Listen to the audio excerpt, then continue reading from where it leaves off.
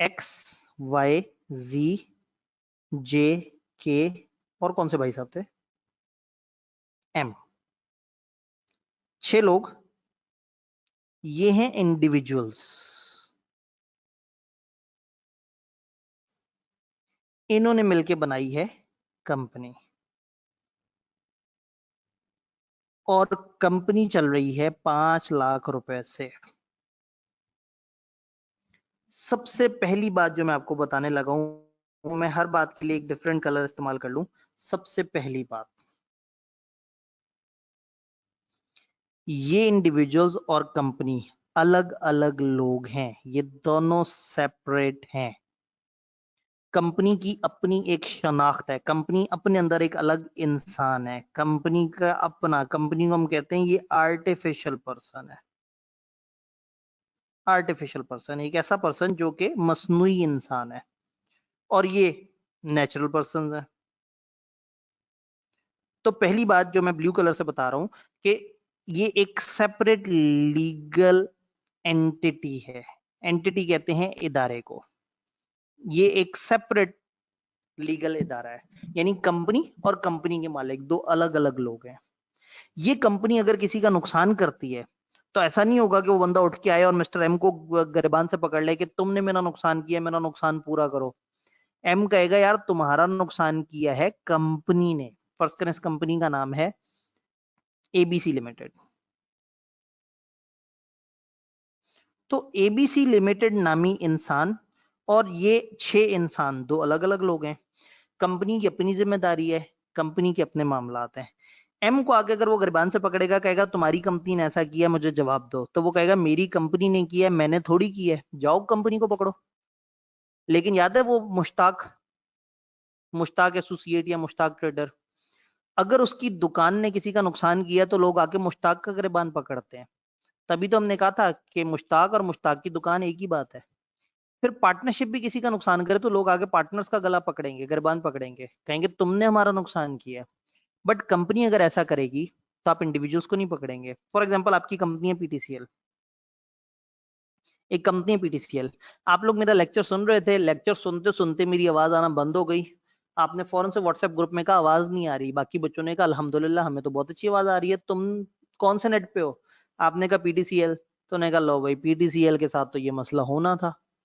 आपको गुस्सा चढ़ा, आपने इंटरनेट पे जाके सर्च किया कि पीटीसीएल के शेयर होल्डर्स की लिस्ट आए, तो आपको अपने शहर में पीटीसीएल का एक शेयर होल्डर मिला। आप उसके घर गए, जोर जोर से बेलें बजाना शुरू कर दी और कहा बाहर निकलो, तुम्हारी कंपनी ने मुझे बड़ा नुकसान किया है। तो वो बाहर निकल के कहेगा दिमाग खराब हो गया, जाओ पीटीसीएल को पकड़ो। तो आप कहेंगे तुम ही तो हो पीटीसीएल, तुम ही तो हो ओनर पीटीसीएल के। वो कहेगा मैं तो मेंबर हूँ, जाओ पीटीसीएल के डायरेक्टर्स को पकड़ो, जाओ पीटीसीएल नामी कंपनी को पकड़ो, मैं तो उस कंपनी का शेयर होल्डर हूँ, मेरा कंपनी से क्या ताल्लुक, मैंने तो सिर्फ हिस्सा डाला हुआ है। यानी एक बात क्लियर है, कंपनी के ओनर्स और कंपनी सेपरेट है। इन लोगों की अपनी जिंदगी है, इनकी अपनी वर्थ है, इनकी अपनी लाइफ है, इनके अपने एसेट्स हैं। कंपनी के अपने एसेट्स हैं। कंपनी इस 5 लाख से अगर कुछ जमीन खरीदती है, खैर 5 लाख से बेचारी क्या खरीदेगी, अगर 1 लाख रुपए का फर्नीचर खरीदती है तो वो कंपनी का फर्नीचर है, इन लोगों का फर्नीचर नहीं है। कंपनी अगर एक गाड़ी खरीदेगी तो कंपनी के नाम पे आएगी, कंपनी एक जमीन खरीदेगी तो कंपनी के नाम पे होगी। यानी कि वो जमीन इन 6 लोगों की कंबाइंड जमीन नहीं कहलाएगी, वो कंपनी की जमीन कहलाएगी।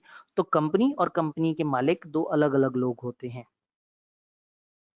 जैसे पीटीसीएल और पीटीसीएल के मालिक, ये ऐसी है जैसे आई कैप जो है वो आपको अचानक से एक नोटिफिकेशन इशू कर दे कि हम एएफसी के पेपर लेने का प्लान कर रहे हैं और हम आपको प्रमोट नहीं कर रहे, अब आप सब लोगों का जो है वो इम्तिहान होगा और हम घर बैठे बैठे आपको जो है लिंक फॉरवर्ड कर देंगे, आप लोगों ने घर बैठे बैठे एमसीक्यूज दे देने। तो ऐसे में आप लोग ढूंढते फिर रहे हो कि आब्दी साहब नजर आ जाएं, वो आई कैप के मेंबर है। तो अगर मैं आई कैप का मेंबर हूं तो मैं आई कैप की जिम्मेदारी थोड़ी लूंगा, मैं कहूंगा जाओ आई कैप को पकड़ो, आई कैप के बाहर धरना दो, मुझे क्यों पकड़ रहे हो आके। तो आईकैप और आईकैप के मेंबर दो अलग अलग लोग हैं। आईकैप के एक्शंस, आईकैप में जो काउंसिल है, आईकैप में जो लोग बैठे हैं वो कर रहे हैं, मैं तो उसका मेंबर हूं, तो मेरी जिंदगी और आईकैप की जिंदगी अलग है। तो ऐसी पीटीसीएल और पीटीसीएल के मेंबर्स अलग हैं। ये था हमारा पहला कॉन्सेप्ट जिसको हमने कहा सेपरेट लीगल एंटिटी। दूसरे कॉन्सेप्ट को एक डिफरेंट कलर से देखते हैं। दूसरा कॉन्सेप्ट है लिमिटेड लायबिलिटी। कंपनी में होती है लिमिटेड लायबिलिटी, यानी कंपनी जितने रुपए से चल रही है इससे ज्यादा नुकसान नहीं हो सकता। फर्ज करें मिस्टर मुश्ताक को कहीं लेके आते हैं। मिस्टर मुश्ताक ने एक दुकान शुरू की, मुश्ताक एसोसिएट।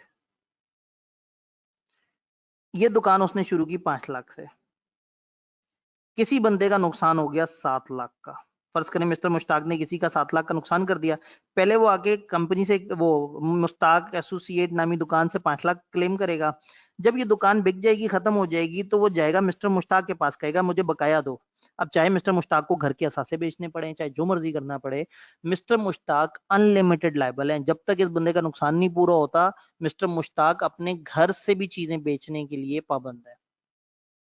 लेकिन हमारे सामने जो एबीसी कंपनी है ना 5 लाख रुपए से, अगर ये कंपनी किसी का 7 लाख का नुकसान कर देती है और वो आके कंपनी पे केस कर देते हैं, तो कंपनी कहेगी ऐ फोड़ो 5 लाख से, जाओ छुट्टी करो, हम कंपनी बंद कर रहे हैं, हमने जो हमारे पास था आपको दे दिया। वो शख्स इंडिविजुअल्स के पास आके ये नहीं कह सकता कि तुम अपने जमीनें बेचो और मेरा नुकसान पूरा करो। तो कंपनी में लिमिटेड लायबिलिटी होती है। कंपनी का जितना कैपिटल होता है, कंपनी उससे ज्यादा की पाबंद नहीं होती। पार्टनरशिप में और सोल ट्रेडर में ऐसा नहीं होता था। वो पहले दुकान से वसूल करेंगे और फिर उस बंदे के घर जायदाद और ये सारी चीजें बिकवाने की कोशिश करेंगे। तो ये सेकंड कॉन्सेप्ट था limited liability. Third concept transfer of ownership. आसान अल्फाज और मुश्किल लफ्ज, परपेचुअल सक्सेशन। परपेचुइटी आपको याद होगा, अनलिमिटेड एन्युटी को कहते हैं। परपेचुअल का मतलब होता है लगातार, लगातार। और सक्सेशन का मतलब होता है विरासत। तो कंपनियों में लगातार विरासत होती है, कंपनियों के ओनर्स बदलते रहते हैं। यानी कल को ये जे किसी बी को शेयर बेच के चला जाए, ये जेड किसी एक्स को शेयर बेच के चला जाए, नहीं एक्स को तो पहले ही है शेयर्स, ये जेड किसी एन को शेयर बेच के चला जाए, ये वाई किसी सी को शेयर बेच के चला जाए, तो नए लोग आ जाएंगे, पुराने चले जाएंगे। हो सकता है आज से 20 साल पहले एक कंपनी बनी हो, तो उस कंपनी और आज की कंपनी के सारे मेंबर्स फर्क हो। कंपनी का एक मजेदार फायदा यह है कि यहाँ लोग आते रहते हैं, जाते रहते हैं, लगातार विरासत। पार्टनरशिप में ऐसा नहीं होता था। 3 लोगों ने मिलकर पार्टनरशिप बनाई है ना, तो जैसे इनमें से कोई छोड़ के जाने लगेगा, पार्टनरशिप बंद हो जाएगी। जैसे कोई नया बंदा आएगा, पार्टनरशिप चेंज हो जाएगी। बट कंपनी में आप कंपनी को बगैर बताए जब मर्जी अपना हिस्सा बेचो और आप निकल जाओ, नए बंदे आके आपकी जगह कंपनी के हिस्सेदार बन जाएंगे।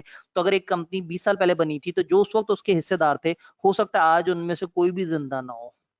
तो कंपनियां चलती रहती हैं, लोगों का आना जाना लगा रहता है, लोग आते हैं, जाते हैं, मर जाते हैं, बट कंपनी जिंदा रहती है। तो कंपनी में ओनरशिप का ट्रांसफर या परपेचुअल सक्सेशन का एक कॉन्सेप्ट होता है। मैं एक दफा आपको जरा दिखाऊं, किताब में ये बात किन अल्फाज में लिखी है। अब जरा देखें, capital of company is represented by shares. Company का कैपिटल शेयर्स में दिखता है, शेयर होल्डर इसके ओनर्स होते हैं।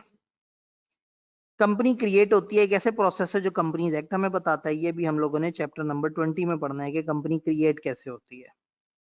कंपनी एक लीगल पर्सन है, separate from its owner. Company और कंपनी के ओनर्स अलग हैं। इसको हम कहते हैं doctrine of corporate personality. Doctrine कहते हैं रूल। तो ये रूल है कॉर्पोरेट पर्सनैलिटी का कि कंपनी की अपनी शनाख्त है।